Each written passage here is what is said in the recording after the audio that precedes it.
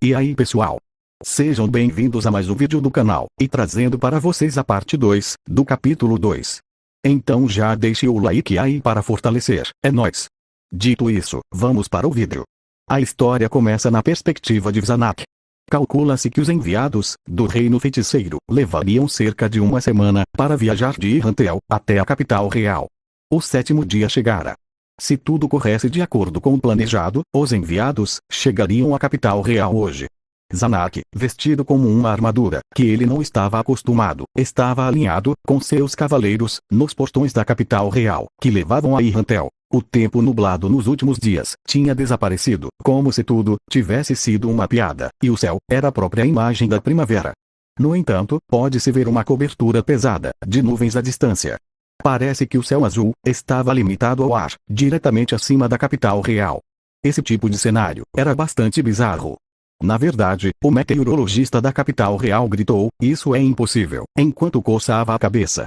Ele trabalhava no Palácio Real há muito tempo, e podia prever o clima do dia seguinte com mais de 90% de precisão. Assim, quando ele declarou que isso era impossível, isso implicava que esses céus azuis eram tudo menos naturais.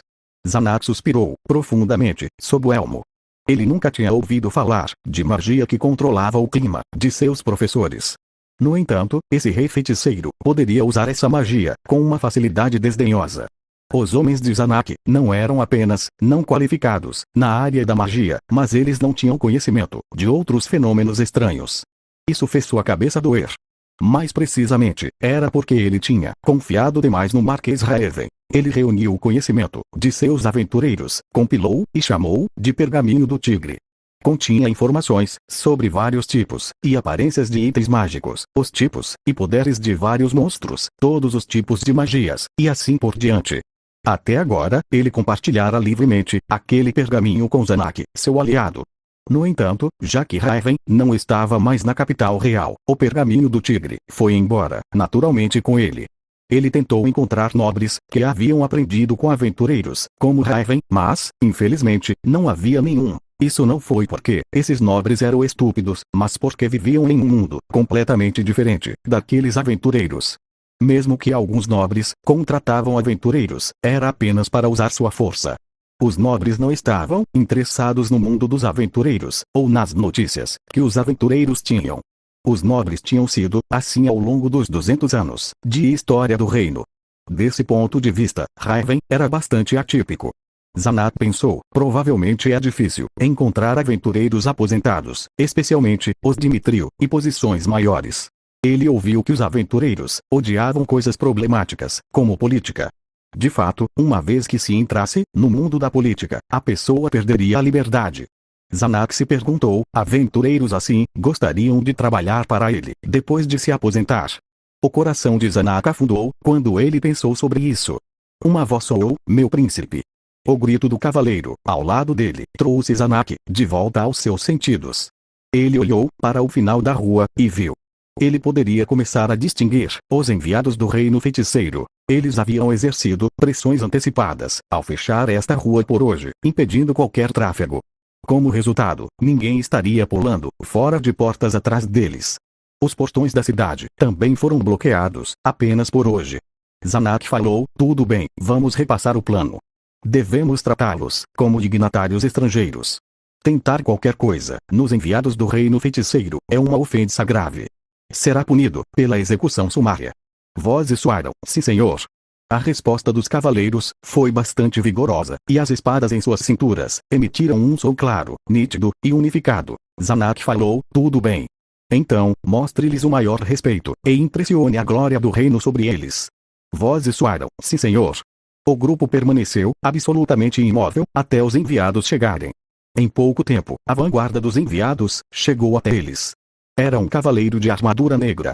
Montava um unicórnio de olhos vermelhos, que tinha um corpo negro, e ostentava 2 chifres na cabeça. Pode-se imaginar que quem estava em cima da fera não era humano. Emanava uma aura de perigo mortal, tão radiante quanto o sol. Sua armadura completa pulsava como se estivesse viva. Zanak podia sentir seu cavalo de guerra tremendo de medo. Ele fechou sua manopla e bateu no peito. Uma voz soou: "Desculpas." Nós somos os enviados do reino feiticeiro de Ainzo Algon.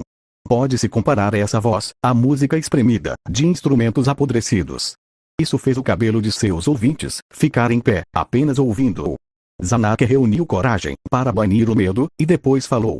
Eu sou o segundo príncipe de Reestize, Zanak Valion Igana Raili Vaizelf. Por ordem de sua majestade, devo guiar seu grupo para o Palácio Real. Por favor, sigam atrás de nós. A voz soou novamente, reconhecido. Então, nos beneficiaremos de sua orientação. Este aqui, perdoe-me, este aqui não tem nome, então, por favor permita que este aqui se apresente pelo nome de minha espécie. Este aqui é um Deity Cavalier. Zanak ficou boquiaberto ao dar o nome de sua espécie, mas reagiu imediatamente, para não o ofender, com o atraso. Zanak falou, então, posso dirigir-me a vós, como Cavalier Dono. O Cavalier falou, este aqui seria honrado de ser abordado dessa maneira. Zanak falou, entendo. Então, posso saudar o líder dos enviados. Como o segundo príncipe, eu também sou responsável pelas ações do dito líder, dentro do reino. Se possível, gostaria de explicar as circunstâncias ao seu líder. O Cavalier falou, reconhecido. Este aqui deve transmitir sua mensagem à nossa líder dono. Zanak falou, você tem meus mais profundos agradecimentos. Com isso, o agressor recuou para entregar seu relatório. Embora todo o processo parecesse risível às vezes, ele estava enfrentando o reino feiticeiro, não poderia menosprezar isso. Era uma nação que podia controlar os mortos-vivos e fazer uso de monstros, então, seria melhor supor que as formas usuais de fazer as coisas eram inaplicáveis aqui. Ele se sentiu estúpido por esperar que o líder dos enviados tivesse uma forma vagamente humana. Zanak falou, agora, todos aqui, expressões neutras. Não podemos nos dar ao luxo de fazer qualquer coisa que os ofenda. Vozes soaram, sim senhor. Quando ele ouviu a resposta dos cavaleiros, Zanak colocou força no abdômen. Os enviados haviam passado por várias cidades no caminho até aqui, que era como Zanak já soubesse da composição do grupo. Havia 5 carruagens. Cada uma delas foi puxado por um monstro em forma de cavalo, que irradiava um ar pouco auspicioso.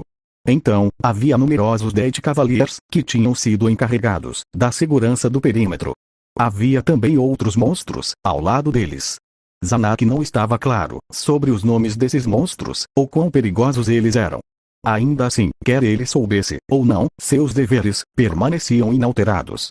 Já que foram enviados pelo rei feiticeiro, ele não podia permitir que qualquer expressão negativa fosse mostrada. Um Deity Cavalier, provavelmente o mesmo de antes, aproximou-se dele, do lado dos enviados.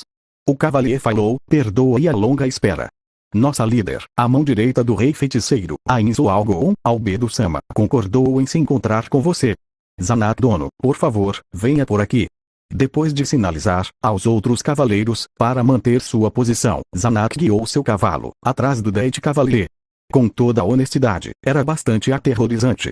Afinal, Zanak estava se movendo entre monstros que nunca tinha visto antes. Mesmo assim, ele ainda tinha seu orgulho como membro da família real. Zanak logo seria o rei, e desde que ele teria que se encontrar com emissários do rei feiticeiro, ele ficou proibido de se desgraçar. Em vez disso, ele teve que demonstrar sua habilidade neste momento, e deixá-los levar para casa as notícias das pessoas talentosas no reino Reestize. O cavalo de Zanak não conseguiu evitar um suor frio quando se aproximava da carruagem. Zanak desmontou, e ficou parado diante da carruagem. O cavalier falou, então, aqui está a representante do reino feiticeiro, Albedo Sama. Zanak se perguntou, que tipo de monstro vai aparecer a seguir? Zanak desejou que sua expressão não mudasse. A porta se abriu, lentamente, e uma figura humana emergiu lentamente. O que ele viu lá foi a mais pura expressão da beleza. Fim. Obrigado por sua visualização e nos vemos no próximo vídeo.